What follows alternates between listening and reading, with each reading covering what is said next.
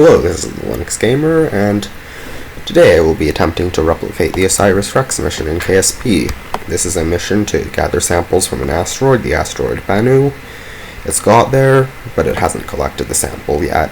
It should be doing that soon, though. There will be some tests of the equipment and all that, but anyway, off we go with the launch, and you will immediately notice that I have just one solid rocket booster mounted to one side, and the craft is staying stable. This is actually true to life.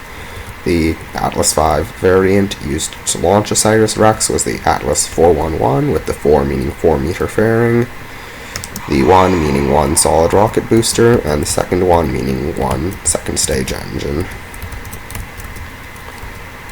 This is not actually quite accurate for my Atlas V replica. This would be more of an Atlas 512 since I have a 2-belled engine, but I think it's supposed to represent 2 RL10s on the second stage. And I also have a much wider fairing than a 4 meter fairing would be to this scale factor.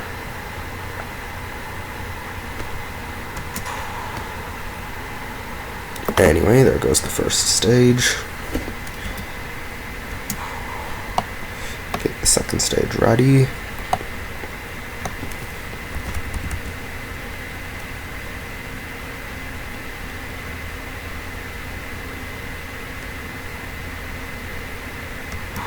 Blow off the fairing, and just so I don't forget later, I am going to deploy the solar panels.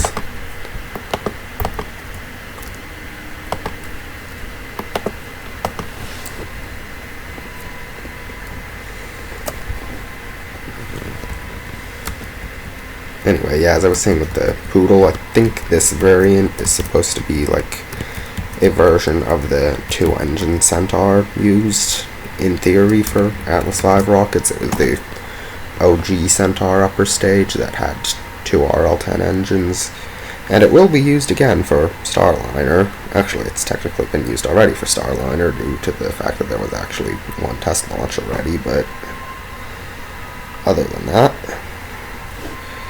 it will be used for future Starliner launches, is I guess what I should have said.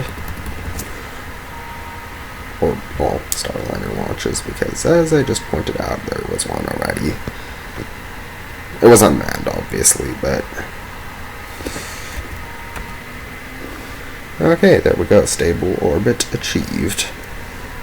Oops.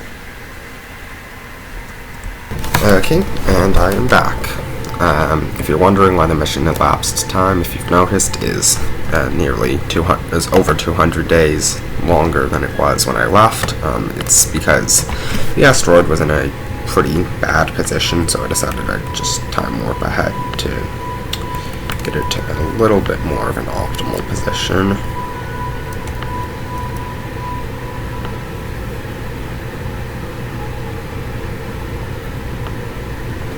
So I thrust limited this Poodle to kind of make it more accurately simulate the low thrust, but, well, it doesn't change the efficiency at all, but the low thrust and high efficiency of the RL10 engine.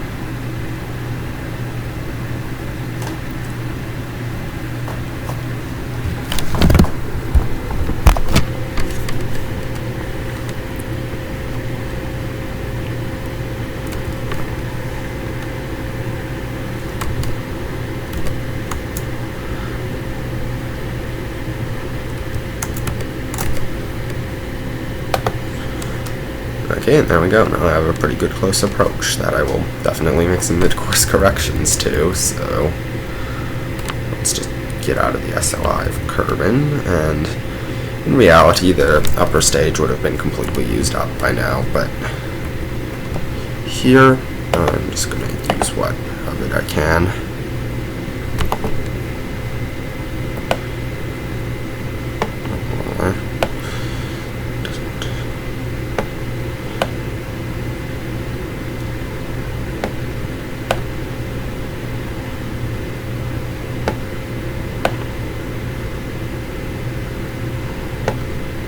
Okay, that gets the encounter very close, but it's also a very precise maneuver, and to be honest, the decoupler would probably be enough to complete most of the maneuver, so what I'm probably going to do is just ditch the stage at this point,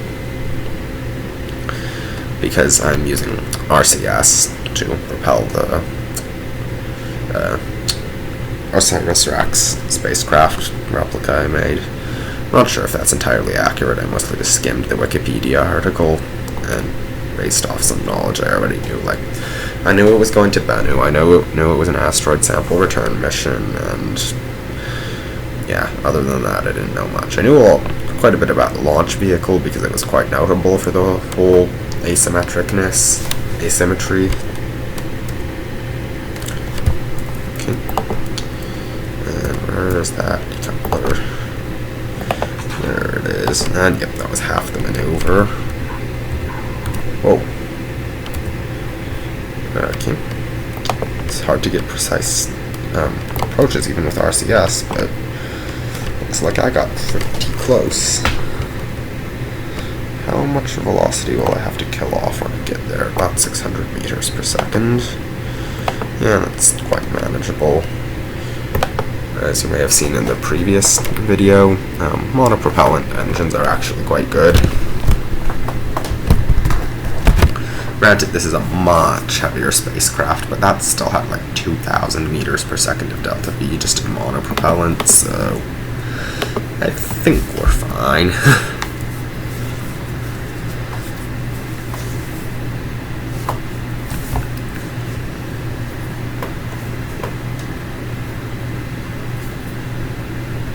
Okay, since I am terrible at filling space while there are things going on, I don't know what to say, but okay, that was embarrassing, but anyway, yeah, I'm just time warping ahead towards our intercept, and when we get there, I'll just cancel all the relative velocity by burning, or whatever, decomposing retrograde or something.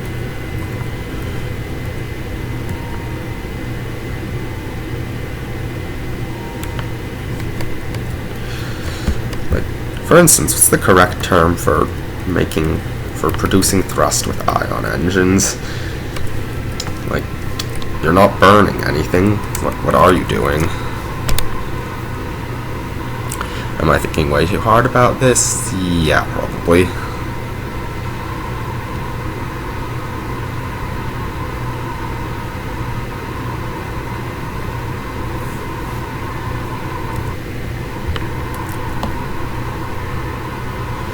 Unfortunately, due to the whole solar panels angle to the sun thing, I wasn't able to...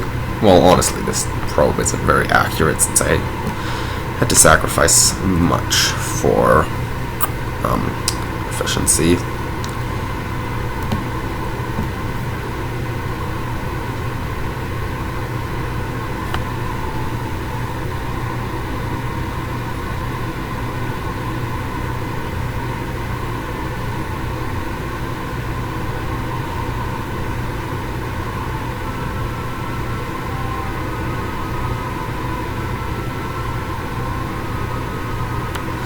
Again, I'm demonstrating my astonishing lack of capacity to commentate effectively, once again raising the question of why I even do commentary videos.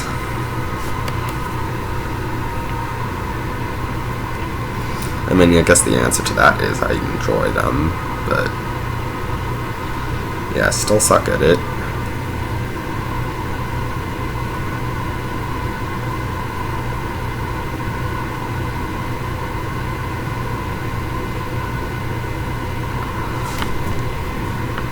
That was a very, very long burn, or whatever.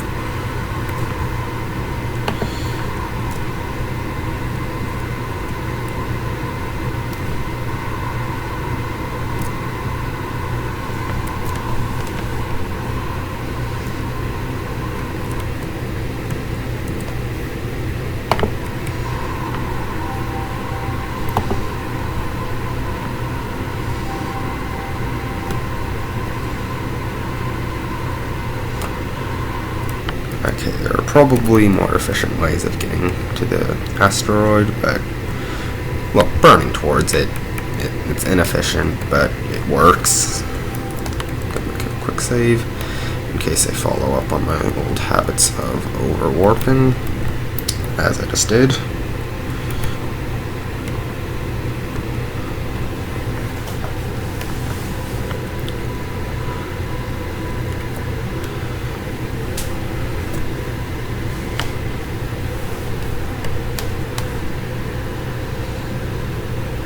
Oh, I'm pressing J, not H. That explains a lot. Good job. I have wasted a ton of fuel with that stupidity. I was about to say, let's hope no one noticed, except I just publicly announced to the entire audience that I was pressing J instead of H.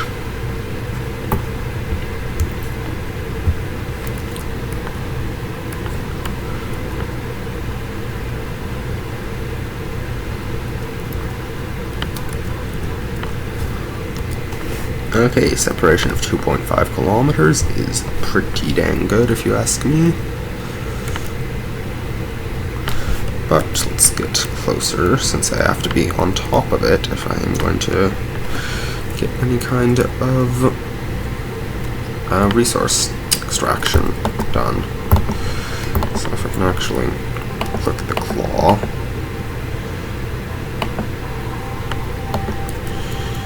That would be nice.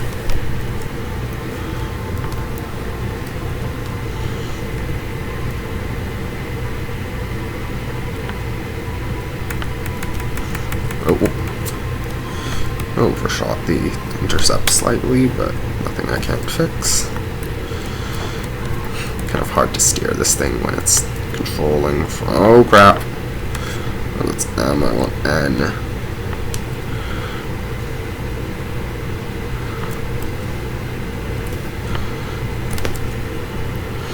Okay, yeah, controlling this thing from the claw is hard.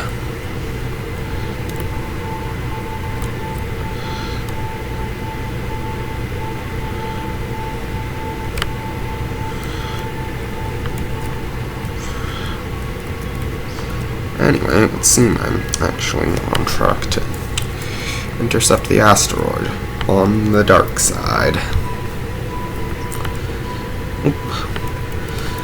Okay, I'm gonna point out now that the real OSIRIS REx missions, it's already spent nearly 2 years in orbit of asteroid Bennu, and that's intentional. It's not supposed to immediately do the sample return. Anyway, I'm now grappled to this massive asteroid, and this is a time when you learn the effectiveness of the tool, the aim camera tool. Anyway, the mission now is just to find where I put my drill and collect a small sample.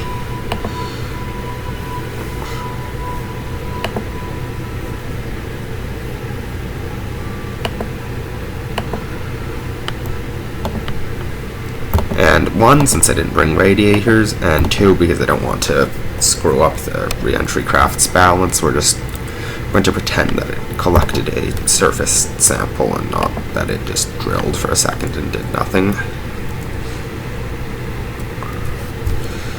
Anyway, speaking of the return capsule, it's time to start thinking about getting it home. So, get a quick save here, and decouple. Oh wow, that thing was on 3% force, and it still flung this thing really far. Anyway, now the goal is to get this thing back to Kerbin, hopefully pretty quickly.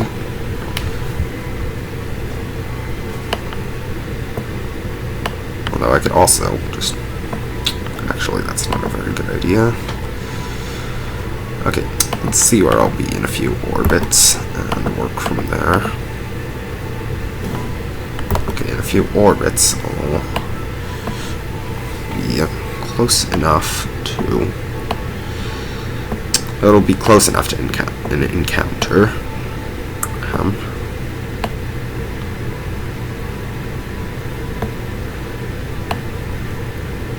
So I guess there's my first course correction. It'll be a while, so I'm gonna skip this for you, since I don't think you need more absolute silence over really long time warps. Okay, I have just reached the node for the first correction. And good to see staging is still drunk. Okay, which engine isn't lit? This one, apparently. Yeah, gotta love KSP sometimes. Wait a minute. You drunk maneuver? I get the sneaking suspicion that I am facing the wrong direction.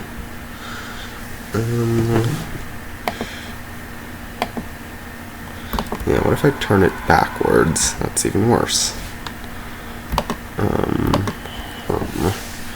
I honestly wasn't expecting this. Forward? Nope. Huh. What if I just figure it out myself? That'll work, right?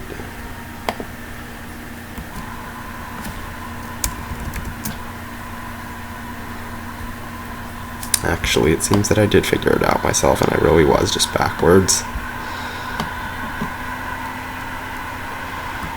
I'm gonna have to correct ascending and descending node, but that's not too hard. Oh.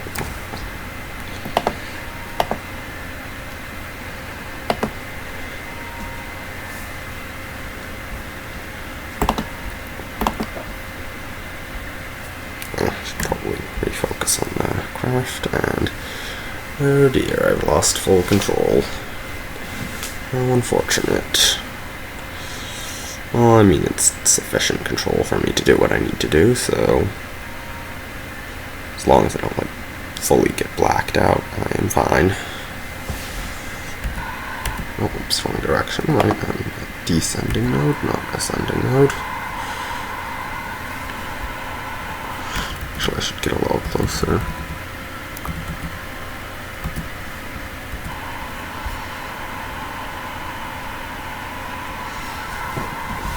I've only got 4 kilonewtons of thrust because ant engines are or spider engines, I guess, are these ones in particular, are pretty weedy as engines go.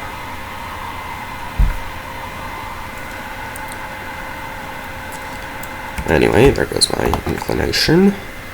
And now I believe if I do a little more radial in, I'll be able to knock my approach distance down a lot.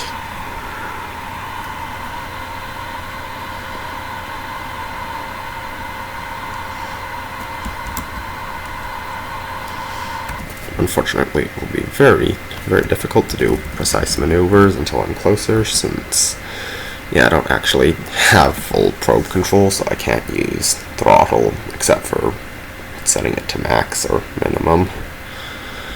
But I'm getting pretty close to Kerbin, so I'm assuming I'll get connection again, if only through a relay.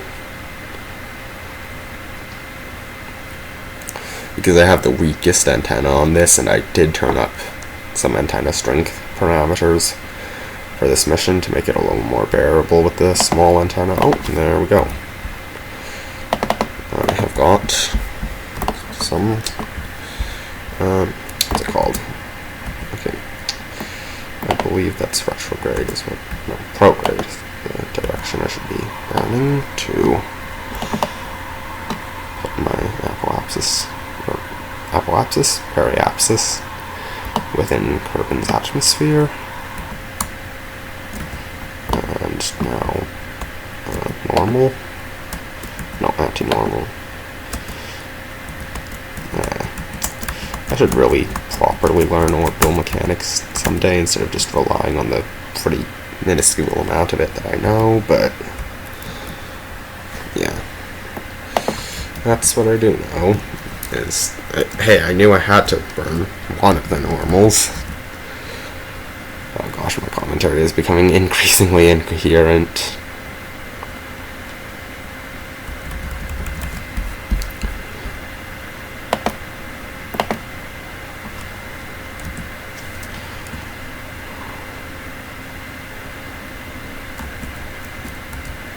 Where's my ship? Where's my ship?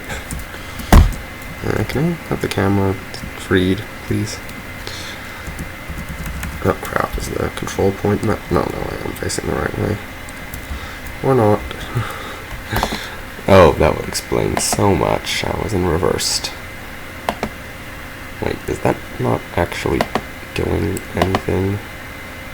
Oh, what? I'm so confused.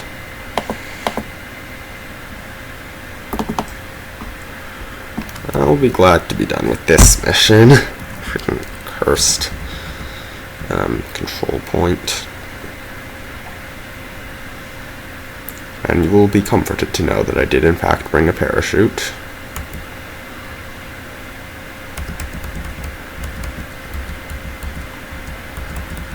And let's see how well this thing handles re-entry. Might as well just burn the rest of my fuel now.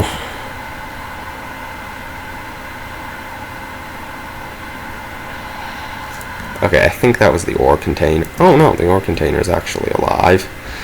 Because I was going to say if that was the ore container, we'll just pretend that the sample was transferred somewhere, but oh, I think that was just a solar panel, actually. And I've got a radial mount rogue chute, which is plenty of deceleration for a craft this small. In fact, I could probably decrease the deployment altitude on that, just to make this a little less unbearable.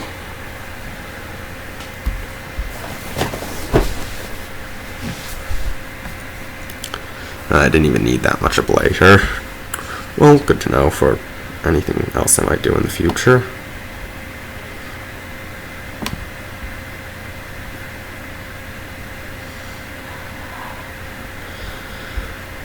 Yeah, this would be bad if I was landing on land, but guess what? I'm not, and I can also get a little extra slowdown by detaching the heat shield.